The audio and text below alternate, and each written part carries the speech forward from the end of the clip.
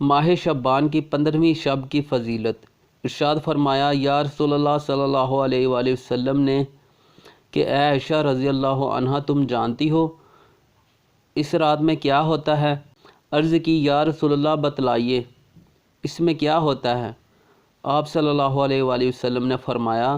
اس رات میں یہ ہوتا ہے کہ آدم علیہ السلام کی اولاد میں سے جو شخص اس سال پیدا ہوگا اور جو اس سال میں مرے گا اس کا مرنا اور پیدا ہونا لکھا جاتا ہے، اور جو فرشتے ان کاموں پر مقرر ہیں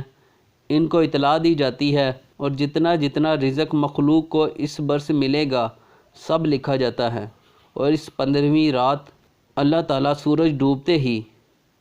اس دنیا کے آسمان پر تشریف لاتے ہیں